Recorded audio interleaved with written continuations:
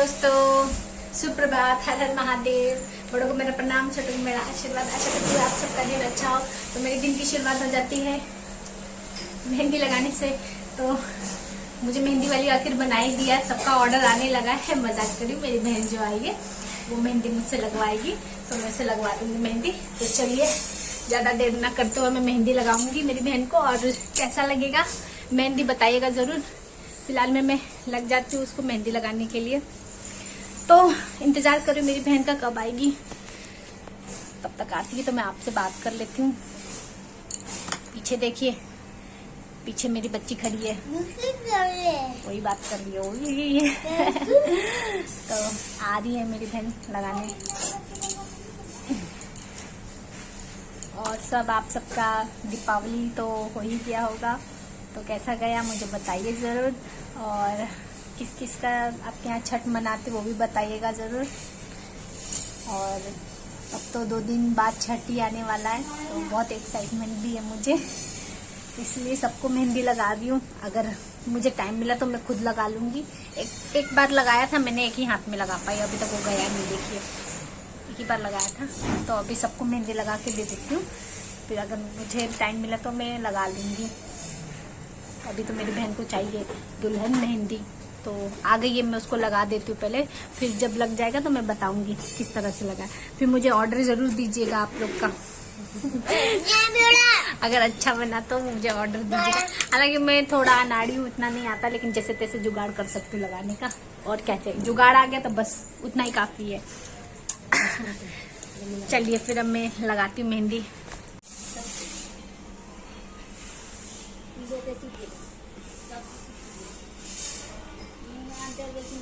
Mummy उनका गंज। तो चलिए मैंने मेहंदी लगा दिया है, मैं खाना निकाल लेती हूँ सबके लिए। तो जिस दुल्हन को मेहंदी लगा वो तो खाई ही नहीं, हम खिला देंगे उसको अपने हाथों से तो जाते खाना निकालती हूँ। आ जाइए दोस्तों मेरे साथ खाने के लिए। सब्जी रोटी, तो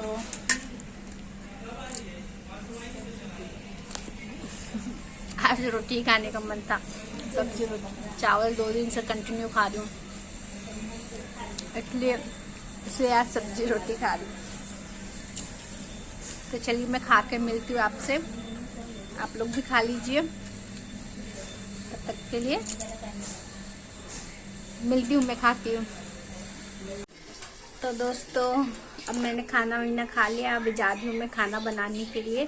क्यों खाना बनाने के लिए? क्योंकि अभी मेरे घर से सब मेहमान थे, सब जा रहे हैं अपने अपने गांव, तो ट्रेन के सफ़र के लिए खाना तो देना ही पड़ेगा बनाने के लिए। तो अभी मैं पराठा बना दूंगी, और सब्जी तो बनेगा, क्या बनेगा पता नहीं, लेकिन अभी मैं पराठा बना के रख देती हूँ। आटा मैंने गूँथ लिया है, अब मैं जा रही हूँ पराठा बनाने के लिए। तो अभी बज रहे 1:40 हो रहे, तो जल्दी जल्दी बनाती हूँ। उसके बाद मैं आपको बताती हूँ कि मैंने क्या क्या बनाया, और जल्दी जल्दी उनको पैक करके दे देती हूँ। तो चलिए मैं जाती हूँ रोटी बनाने, पराठा बना लेती हूँ। सब्जी मेरा बन रहा है, सब्जी में क्या बन रही है, सब्जी में क्या बन रहा है, ये गोभी उबल रही है।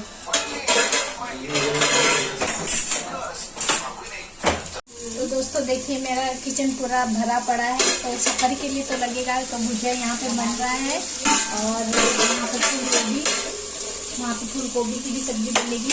और यहाँ मैं पराठा बनाने की तैयारी कर रही हूँ, यहाँ पराठा रखी हूँ, यहाँ फूल गोभी की सब्जी बनेगी। सफ़र में तो वैसे अब 3 दिन का सफ़र है, तो सबको खाने के लिए लगेगा ही, तो जल्दी जल्दी मैं बना रही हूँ। तो मैं मिलती हूँ बनाने के बाद। तो आलू फूल गोभी की सूखी सब्जी बन चुकी है, तो देखिए। और यहाँ पर मैंने सबके सफ़र के लिए पराठा बना दिया है। अब मैं लग जाती हूँ मेरी बहन का पैर भरने के लिए। आप सबको पता है कि यहाँ पे पैर भरा जाता है, जो यूपी बिहार साइड के उनको पता रहेगा कि जो शादीशुदा औरत रहती है उनका पैर भरा जाता है। इसी तरह से क्यों पैर भरा जाता है? क्योंकि हर औरत में एक हर औरत में एक देवी होती है, माता लक्ष्मी होती है, माँ दुर्गा होती है। तो एक सुहागन स्त्री को ना सब 16 श्रृंगार करना चाहिए, हर चीज़ करना चाहिए। तो पाँव भरा जाता है और जो पीछे का एड़ी रहता है उससे पूरा ऊंचा भरा जाता है, क्योंकि बोलते हैं कि उससे स्त्री का जो घर संसार फले फूले, ज़्यादा फला फूलता रहे। इसके वजह से एड़ी ज़्यादा उसको मोटा किया जाता है, इसके वजह से पूरा उसका पाँव भरा जाता है। और कहा जाता है कि स्त्री का पाँव ही तरक्की, जहाँ पे भी वो कदम रखे वो कदम, बोलते ना, बंजर जमीन को भी सोने से भर देती है। एक स्त्री का पैर ऐसा होता है। इसके वजह से स्त्री को जो कहते कि स्त्री का एक पैर ही रहता है ऐसा कि जिस जगह पे वो कदम रख दे, बंजर जमीन को भी वो खरा सोना कर दे। तो इसलिए यहाँ पर सुहागन स्त्री को पैर भरा जाता है और जिस घर में जाती है उसको खुशियों से भर देती है, उसका वंश आगे बढ़ाती है। तो इसीलिए ये सब किया जाता है और 16 श्रृंगार तो स्त्रियों को करना ही चाहिए। यहाँ पे मेरी बहन का पूरा पाँव भर देती हूँ मैं, देखिए किस तरह से। और ये छोटे छोटे लकड़ी से मैं डिज़ाइन भी बना देती हूँ, क्योंकि कहीं के भी हो उसे पाँव भरना ही चाहिए। देखिए इस तरह से मैं पूरा पाँव भर देती हूँ। ये दूसरे पैर में भी मैं भर देती हूँ। इसमें बड़े क्या छोटे क्या, चाहे जिसको है उसका पैर भर देना चाहिए। मुझसे बड़ी है मेरी बहन, इसलिए मैं मेरी बहन का पैर भर देती हूँ। हाँ, मुझसे कोई बड़ा रहता तो मैं अपना पैर नहीं छूने देती। कोई मुझसे छोटा है तो मेरा पैर रंग सकता है, या मेरी बहन मुझसे बड़ी होती तो मैं उसको अपना पैर नहीं छूने देती। मैं छोटी हूँ इसलिए मैं उसका पैर भर रही हूँ, क्योंकि बड़ों का ही बोलते ना, पैर छूने से आशीर्वाद भी मिल जाता है। इसी तरह से मैं अपनी बहन का पैर भर देती हूँ। मेरी बहन की बच्ची भी फिर देखकर बोलती मेरा भी भर दो, उसका नहीं भरती हूँ तो फिर रोने लगती, फिर मैं उसका भी भर देती हूँ। नहीं भरती तो फिर रोने लग जाती है। हम भी छोटे थे तो हम भी अपना पैर इसी तरह से भरवा लेते थे, जबकि शादीशुदा ही औरत भरती है, कुंवारी बच्ची या कन्या नहीं भरती है।